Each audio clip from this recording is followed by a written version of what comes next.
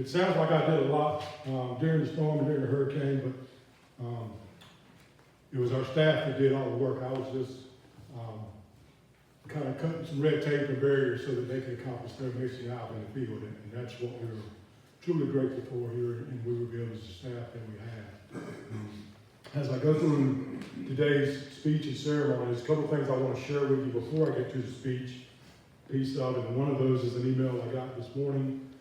Also, I'll share with you a quote, and in the quote, you will hear me refer to as the men.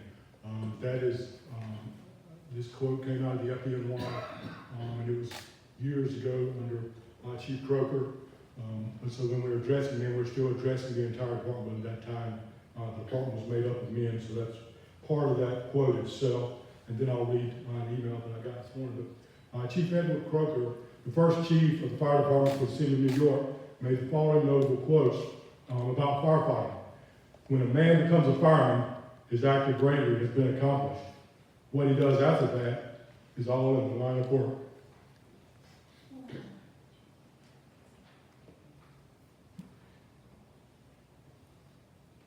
He goes on to say that I have no ambition in this world but one, that is to be a fireman. The position may in the eyes of some appear to be a lowly one, but we know the work which the fireman has to do to believe that he is a noble calling. Our proudest moment is to save lives under the influence of such thoughts. The nobility of the occupation thrills us and stimulates us to the deeds daring, even of the supreme sacrifice. That was Edward Croker, first chief of FDNY. An email I got this morning came from someone that I teach with on a regular basis, and we teach risk management, fire and safety, and survival out there. His email starts out with, Chiefs, as you lead your men and women in your department today, I ask that you have your troops take a moment and pause for the anniversary of September 11th. The job we do is one of great honor, but also one of inherent danger. Something those outside of the service will never truly understand. The worst day can happen anywhere, at any time. That Tuesday morning, 24 years ago, was a normal, beautiful day. I had just received, or just been relieved from duty, and was on my way home.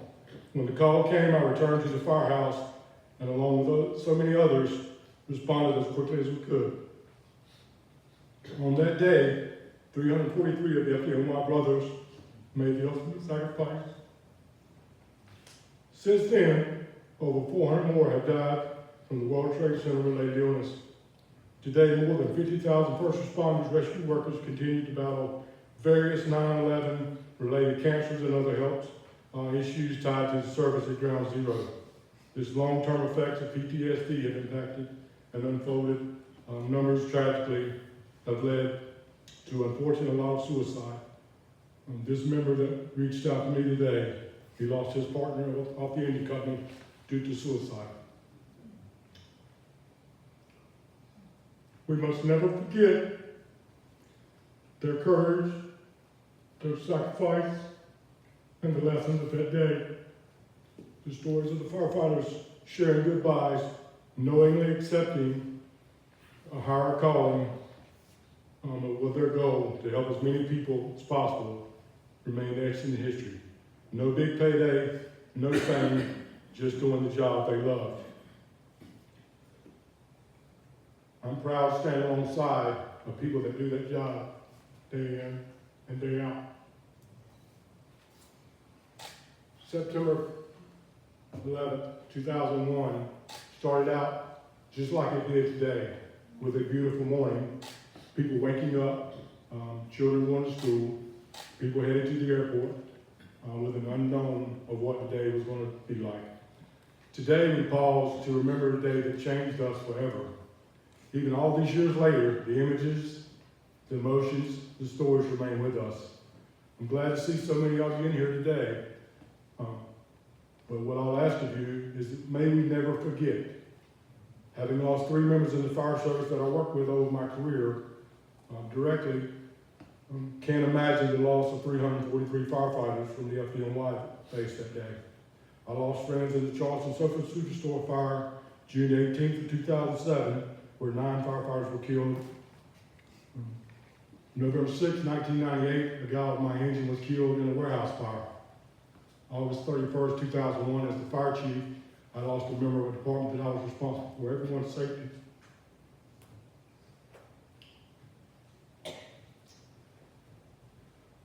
My job as a chief is to ensure that everyone went home at the end of their shift. That didn't happen that day. Today is more than just remembering the largest loss of life in part of home history. It's about continuing to honor and remember all those that perished that day. Also, may we remember all the heroes of that day, not just the ones that run into the burning buildings, but the world saw so many heroes emerge on September 11, 2001.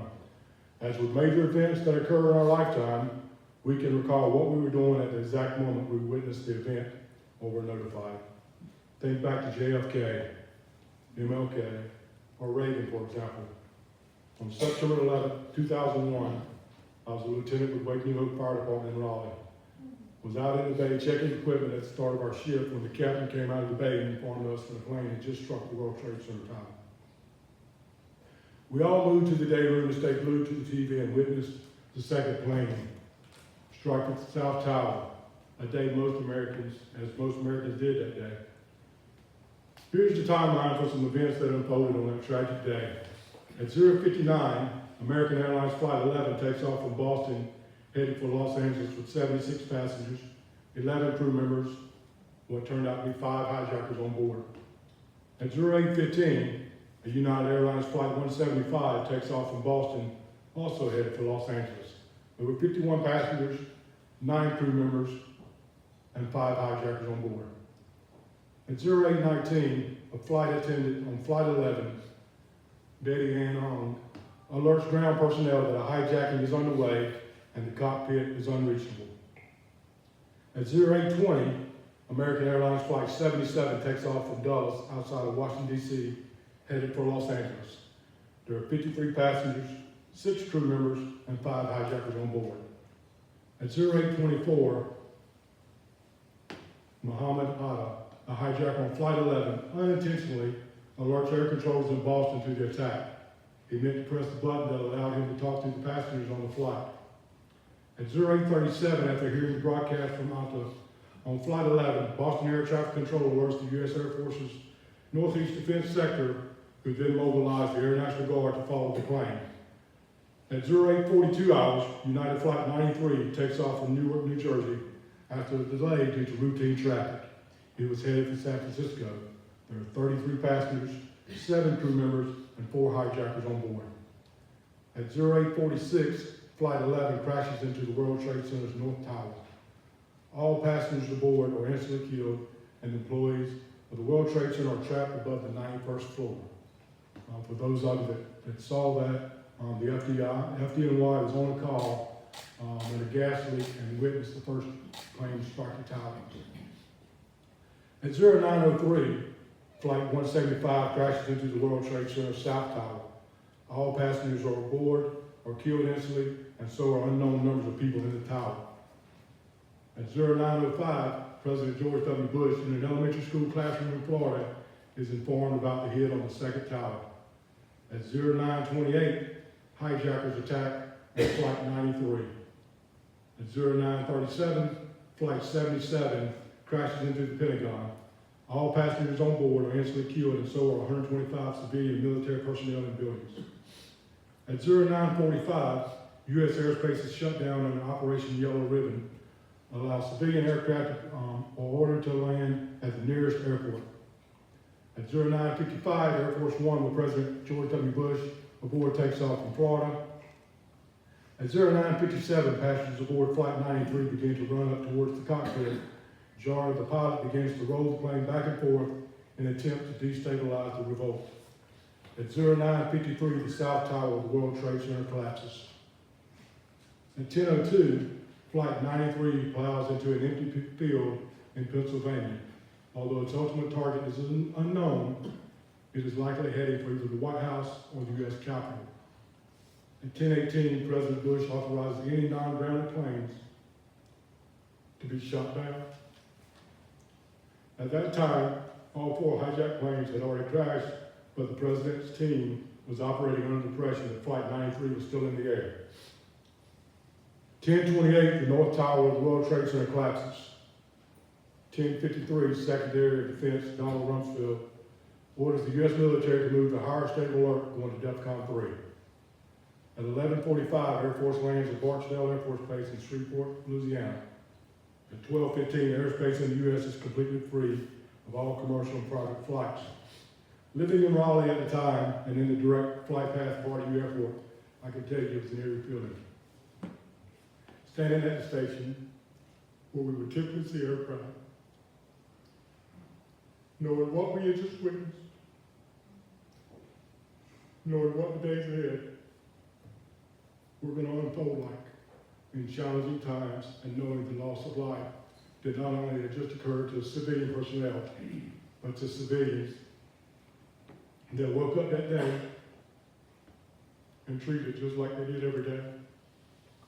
We remember the lives lost, mothers, fathers, sisters, brothers, friends, neighbors, people who left home that morning with plans for an ordinary day, but who never came back.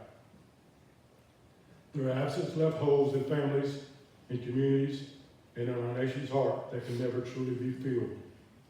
We remember the heroes, the firefighters that climbed the stairwells, while everyone else was trying to escape. The police officers and the EMTs who ran toward danger without hesitations. The passengers on Flight 93 who showed extraordinary courage in the face of unthinkable fear. And the countless ordinary people who became extraordinary in a single moment, reaching out hands to help strangers in need. We remember, too, the families who have carried on. Their strength, their grace, their perseverance, and reminders of the resilience of the human spirit. But remembrance is more than just a reflection. It's also a responsibility. It asks us to carry forward the lessons of that day. That even in the face of hate, love is stronger. That even in tragedy, unity is possible. And that every day we are given is a gift not to be taken for granted. The implications from that day are far-reaching.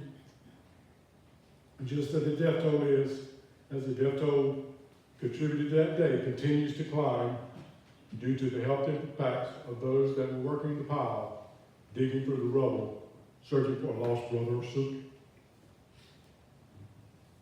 And the responders, but family members and loved ones as well. The actions of that day led to George W. Bush administration's War on Terror, which began in Afghanistan as retaliation against Al-Qaeda for carrying out an attack. The Bush administration soon expanded the War on Terror into Iraq. We currently have troops in harm's way in the Middle East.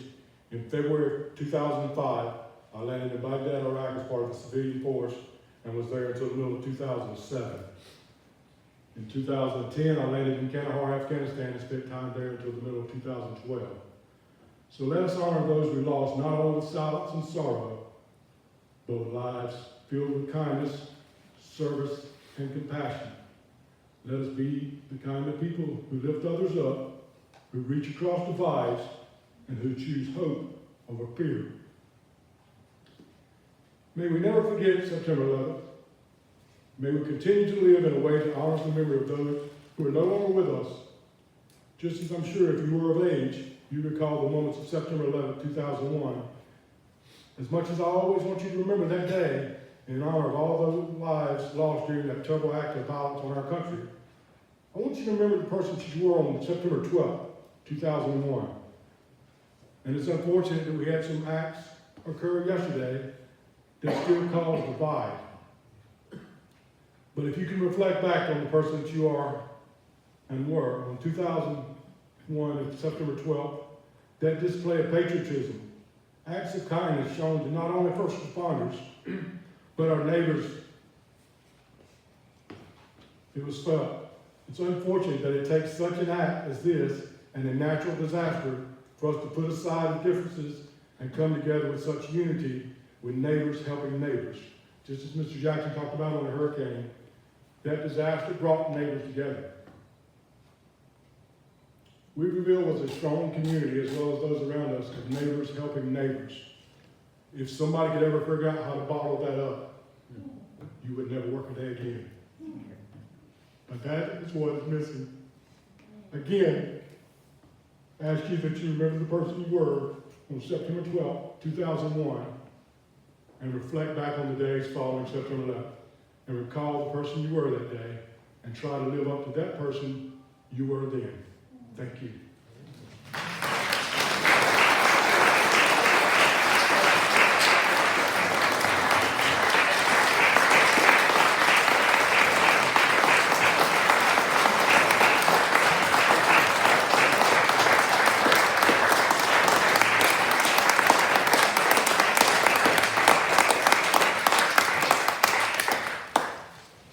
Thank you, Scottie, for sharing with us your experiences as a first responder leader and also the remembrances of the catastrophe of the 9/11 event.